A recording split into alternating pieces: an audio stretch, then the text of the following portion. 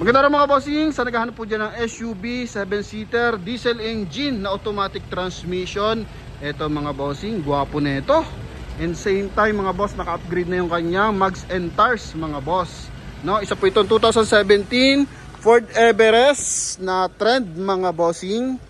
Yan, automatic transmission, 2.2 liters na diesel engine mga boss. Naka R20 yung mags, Black Mamba pa. Naka Arribo tires na series 2022, 90% red light, naka all terrain na yan mga boss. May garnish mga bossing sa kanyang taillight, door handle and headlight. May sensor mga boss, 4-eye sensor yan sa likuran, then may camera na rin. Okay, meron din siyang fender liner mga boss. Yan. Okay. Pinaka protection yan sa mga asphalt. Then pagdating sa interior mga bossing, all goods na all goods ang leather nito. Baba ng presyo mga bossing ha. Ito po is only 725,000 mga boss. Dalawa available na susi. Mileage nito 65,000 km. Sa mga nagkaka-interest, umpisa natin dito sa front area mga bossing.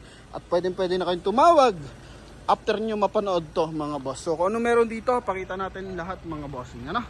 So coding is Monday, ending 1. So makita nyo naman sa lower part ng ating Ford Everest, kulay silver. So makita mo dyan yung pagka-elegant ng ating unit. And modern front grille mga boss ha. In-upgrade niya. Yan, naglagay siya ng bagong front grille kasi dapat pa ano yan, pahaba na ganun mga boss. Okay, then same time naka-projector headlight. Yan, walang basag yung ating mga lens ng headlight tsaka paglight mga bossing. Yan, may mga maliliit na gas-gas. Kaya normally lang naman yan mga bossing. Tapos sa hood, may konting dent mga boss, no? Yan, mga minor lang mga bossing. Kararating lang kasi na ito mga boss is dahil sariwa naman yung unit. So vlog natin kahit hindi pa na-detailing. And dito mga bossing, meron na siyang fender extender to mga bossing. Ito yung fender liner sa ilalim. So extender to para at least, kasi yung kanyang gulong mga boss nakapang all road condition na yan. So sa mga putik-putik asphalt, so makapit yan, malakas ang talsik niyan mga bossing. And ang datingan niya kasi para naka-offset ng bahagya yan mga boss. Oh.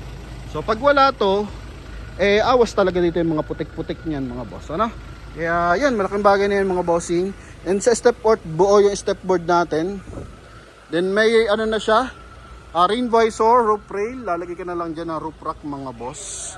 May signal light sa kanyang side mirror. Pakita natin yung kanyang interior mga boss. Wow, so naka power seat to mga bossing. Okay, ayan, nakasagad na pala.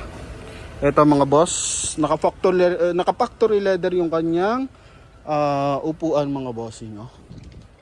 Yan. So wala pa yung mga punit mga boss. Pati yung kanyang armrest mga bossing. Lamig ng aircon mga boss. Power fold, power adjust yung ating side mirror mga bossing ha. Mileage neto 65,768. Yan, balikan ko maya yung tumatawag. Pagdating sa ating steering wheel mga boss, naka factory leather din. Then dito mga boss, meron siyang cruise control. And same time is hands-free connection para sa ating 2-din audio system. Pakita lang natin yung power fold side mirror mga boss. Okay. Then same time yung power adjust syempre. Nandito yung button. Then sa kabila nandito rin.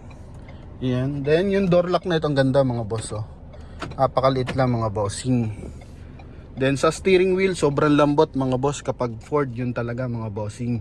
Then tint natin mga boss, yan isa pang concern to yung tint natin. Pero mga minor lang yan mga boss. Maayos sa makina, transmission na ito, aircon, maayos na maayos, pati suspension mga boss. Ano? And same time, naka-automatic climate control. Ito mga bossing is, may navigation na ba to?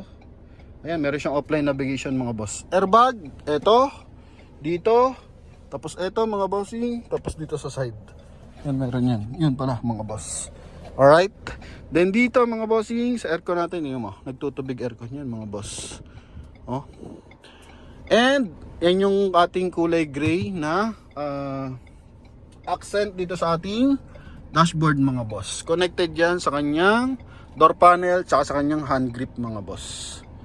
Yan, magkabilaan yun mga bossing. Kulay gray, no? Yan, then dito, available tayo, south and north na card mga bossing, ha? Easy trip, tsaka RFID sweep mga boss. Okay, 6-speed automatic transmission mga bossing. Sa leather dito sa kabila, check natin. Quality pa yan mga boss, oh. Walang mga punit mga bossing, ha. Meron mga stretch mark ng bahagya, pero walang punit mga boss. Yun yung the best. Tapos ceiling natin, all goods mga boss. Aircon blower natin hanggang likuran yan. Then dito is sun visor with mirror. Dito naman mga boss, yung ating voice command mga boss. So pag sumasagot tayo ng tawag, dito na lang magsasalita. Same time, eto pwede mo ditong i-cut mga boss. Ano? Yan. And punta tayo sa ating second row mga bossing. Yan, may matting na rin siya mga boss. Floor matting. Naka-plastic pa yung ilalim mga boss, oh. 100% na hindi ito binaha mga boss. Yan. Then dito sa second row may armrest pa. Yun. Then switch ng ating aircon blower, 12 volt socket mga bossing. Lagay ng mga small accessories. Maluwag ang space mga bossing. Door lock. Yun mga boss. Oh, ha. Sa likuran, naka all disc brake to mga bossing. May mga himulmul pa nga mga boss eh. Series 2022 to. Oh. Sa likod, meron din siyang silver accent sa lower part ng ating bumper. Yan, tapos 4 ang sensor. Okay. Then dito is meron siyang Everest emblem mga boss. Reverse parking, camera meron na rin. Ito yung likod niyan. Maayos yung kanyang mga hydraulic assist mga bossing. Then dito, para hindi na upuan yung kanyang third row mga boss. Ceiling niya maayos yan lahat mga boss. Tail light, walang basag. Ayan, dito lagay ka na lang ng ano dyan mga boss. Kung gusto yung maglagay ng top load mga bossing. Dito lang, yun nga. So ito naman nangungupas talaga ito kasi ito is ABS plastic mga bossing.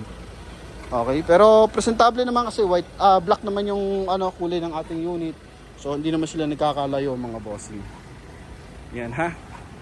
Black Mamba yung ating mugs. Okay, kabilang side pasilip natin. Wow. Window panel. Goods na goods. Ano pa to mga bossing, partida. Hindi pa to nalilinis mga boss. Yan. May mga dumi-dumi pa talaga mga bossing. Smooth. Mga windows. Dito maayos din mga bossing. Okay. Yan, may gold pa. Gold ba to? Hindi pala mga boss, kupas na. Okay. So pag nalinis yan, malilinis lahat yan mga boss. Alright.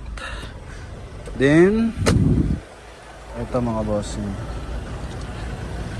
So sa mga nagkaka-interest mga boss, pakita natin yung engine bay. All goods yan. Walang mga tagas-tagas yan mga bossing. Front area. Yan mga boss.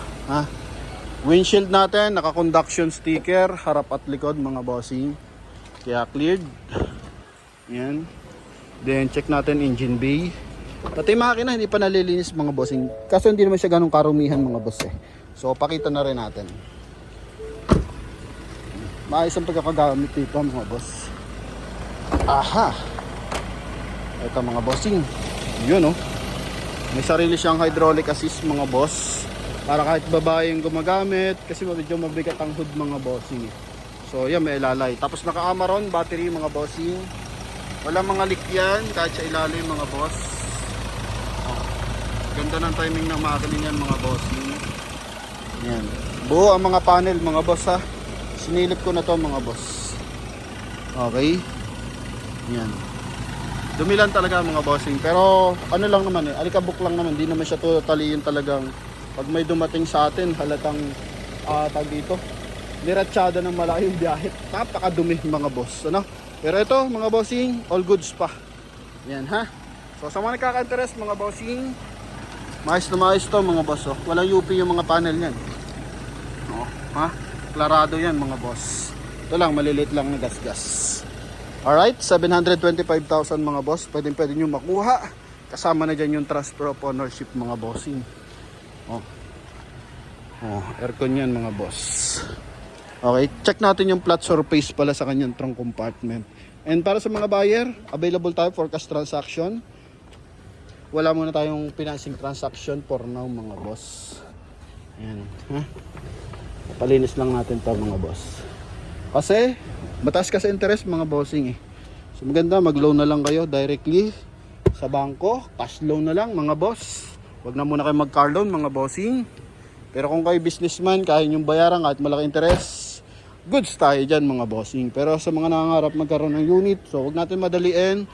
At ano lang yan, best advice lang mga bossing. Okay, sa ibang dealer, pabor yun. Kasi nga, benta pa rin yun mga boss. So tayo, may consideration tayo sa ating mga viewers, sa ating mga nakapollow, at sa mga nagtitiwala mga bossing. So shoutout sa inyo lahat, and maraming salamat sa pagsuporta. So 101,000 subscriber na tayo sa YouTube, and 569,000 tayo sa Facebook mga bossing. Kaya maraming salamat mga bossing. Kaya sinusuklian din natin yun ng magagandang unit mga boss. Alright? So magkaroon man mga concern yan, napaka-minor lang mga bossing. Ayan, ganyan tayo mga boss. Ano? Hindi lang tayo for sales. Nandun din tayo sa after sales ng ating mga viewers and buyers. So yun lamang mga boss. Thank you very much. God bless and bye-bye. Yan mga bossing. Thank you.